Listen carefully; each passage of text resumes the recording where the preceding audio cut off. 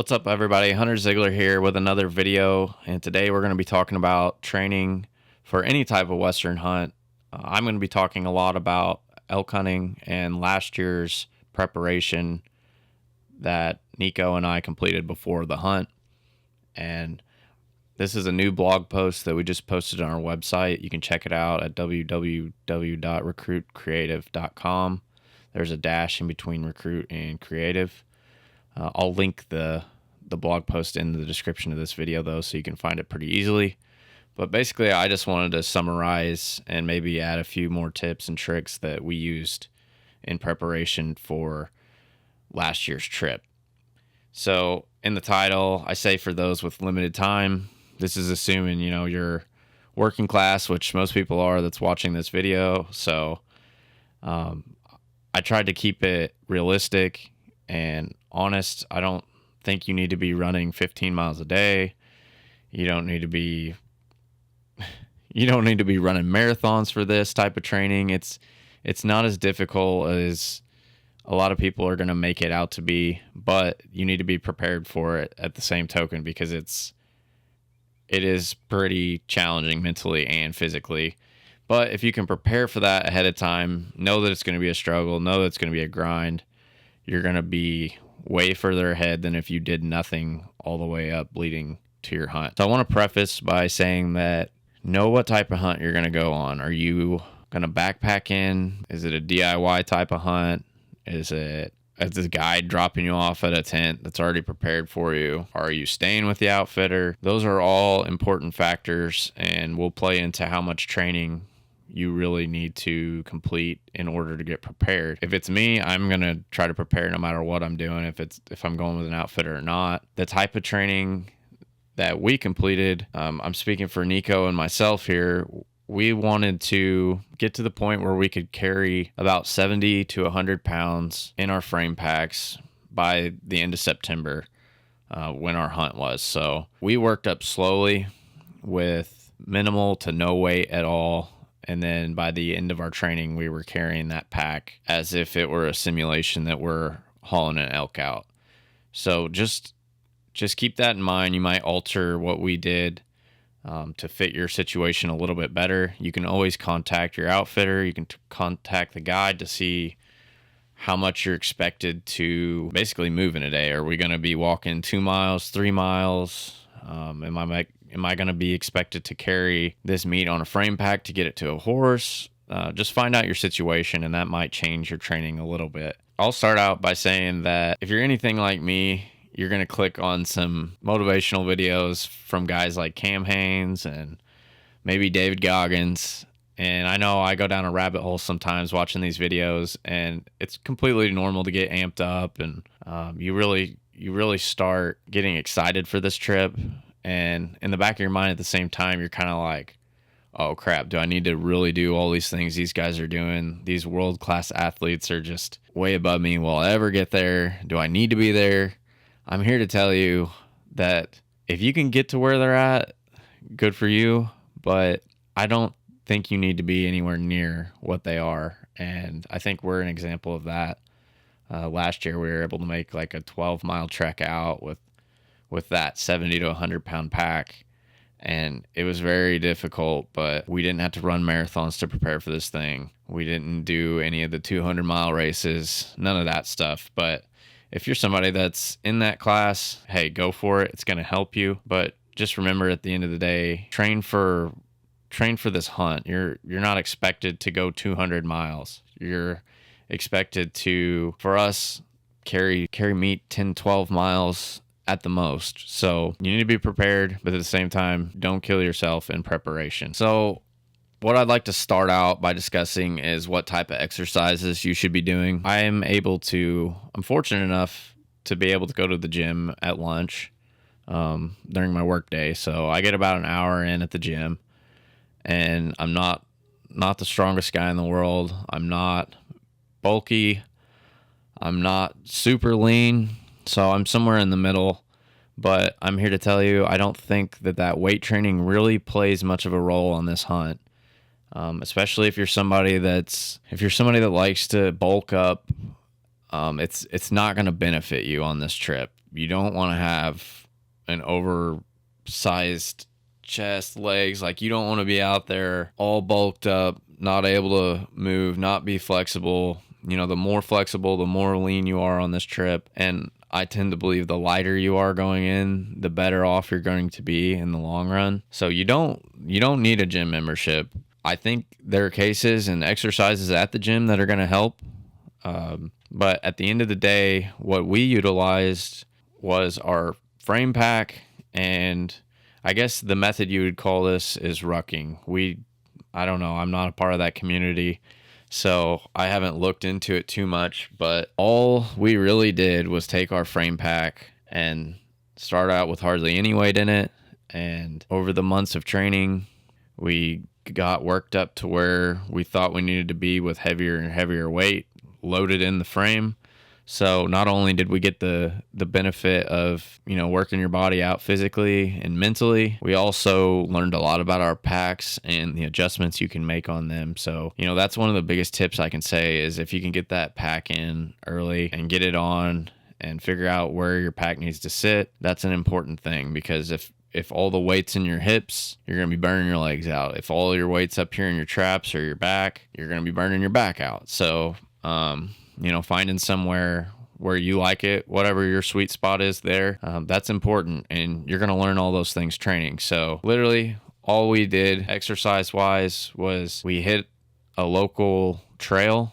It's about 2.25 miles, 2.5, somewhere in there around a lake. And it was somewhere that was close in proximity to our homes. And we started out, I would say 3-4 times a week, you know, trying to start building endurance with hardly any weight, maybe 10-20 pounds in the pack, and sometimes no pack even. And we started out 3-4 times a week. And after, you know, a couple weeks go by and close to a month, just start adding a little bit more weight. And then probably still 3-4 times a week. And then a couple months go by, you're about, I don't know, a month out or so, we start hitting it a little bit harder, a little bit more weight, and probably up to 5 times a week or so. And a lot of this was just in the afternoons after work, and we'd throw that pack on and make, I'd say two laps at most.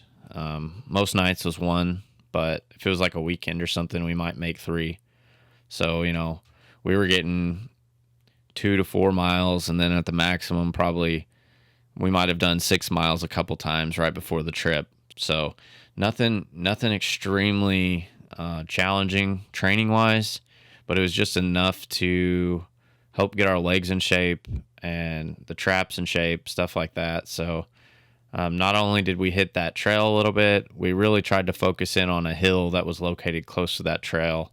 And a lot of times we would use that to start out our workout or to cap off our workout. We would go up and down that hill, and a lot of times we would have it like 20 minutes. We'd set a timer for 20 minutes, and we would go up the hill, straight up, straight back down. And then as the weeks went on, we started thinking, you know, maybe we should start hitting this hill at the side of it and trying to get your ankles kind of in shape. Or we would do all sorts of stuff. We'd come down the hill backwards. We'd go up the hill backwards. We were doing every little thing that we thought would help with mimicking the terrain that we were going to be in. So a lot of people are going to be stepping on the sides of rocks, and you're going to be going down, or you're going to be going sideways over a hill. So just those are all things to think about. And there's a lot of different little things that you can mix in and keep it interesting, and also challenge your legs at the same time. All right, so the next thing I want to touch on is thinking about the environment that you're going to be hunting in. You're going to have low oxygen, some rugged hills, just like I touched on a second ago, and also heat at times, or even extreme temperatures. So if you're from the Midwest, you're going to be 5,000 to 10,000 feet in most cases below where you'll be hunting at when you're in the mountains. Whenever you get there, you're going to be in a low oxygen environment. There's not a whole lot you can do for this to prepare. One training tool that I found helpful, I thought, by the end of our training, is I picked up I forgot what it's called, a high altitude mask, I think. I threw that thing on a couple times when we were doing the hills or just doing the trek around the lake. And I honestly think that that helped quite a bit. It didn't fully prepare me, but I think I was further along than I would have been without it. So it looks goofy, but anything you can do to help is going to help, obviously. That sounds stupid to say like that, but any little thing that might be goofy that you think can help simulate it will help. And one other thing to be mindful of literally is that hill. Like, you're not going to find much flat land in the mountains. You might find some stuff in Montana or I don't even know where else, but where we're at, it's steep as can be. So the more hills, the better. Honestly, we would have probably been better off not even making many treks around the lake.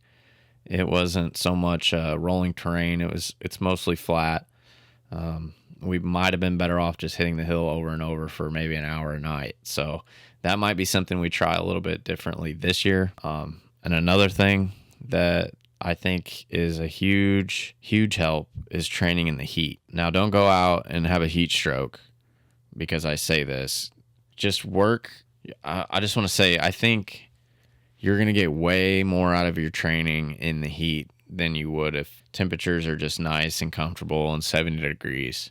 Not only is it going to help you physically lose weight and lose fat, you're also going to be mentally prepared. Last year's hunt, when we made the Packout, we started out in 25 to 30 degree temperatures in the morning, and where we ended up, we had dropped close to 4,000 feet in elevation, and it was 90 degrees by the end of the day. So you're going to see all sorts of temperature swings, and use them to your advantage if you can.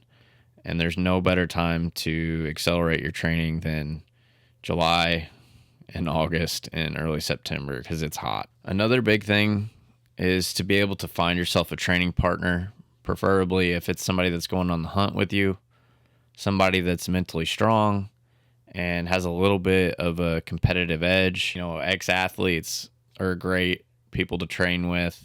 They've been through a lot of training and they can bring different exercises to the table maybe that you never knew about. And honestly, they just keep you driven more than somebody that doesn't understand it. Your spouse might not understand what you're doing all this for because they've never been able to experience it. But if you've went with somebody that's been an elk hunter or anybody that's hunted in the West that knows what I'm talking about, it helps to be with somebody like that to train because they know what it takes and they're a little more mentally tough on you and are going to take you a little bit further in your training than somebody that, thinks that what you're doing is crazy. So anybody that can keep you consistently at it, it's going to help in the long run, and just keep that in mind. So go find yourself a training partner if you can. One little tip I want to throw in there for anybody that is weight training. I think that a spot that I missed out last year on in preparation was things like straight leg deadlifts, any type of hamstring exercises, some calf exercises, and traps. Those spots for me were the most sore spots by the end of the Packout, and I didn't really do a whole lot. I did more squats and lunges and things along those lines, and pull downs, pull ups. Those things are great, but for me, I think this year I'm going to focus more on my core, traps, hamstrings. Those are all things that bothered me after last year's trip and took me a little bit while to get over the soreness. All right, so to wrap this all up, I know you're probably wondering, when should you start this training? I would say that for us, we started late June to July. So we had basically July, August, and all of September because we went the last week. So I would say 3 months out is a safe bet to be able to get in pretty good shape for this thing.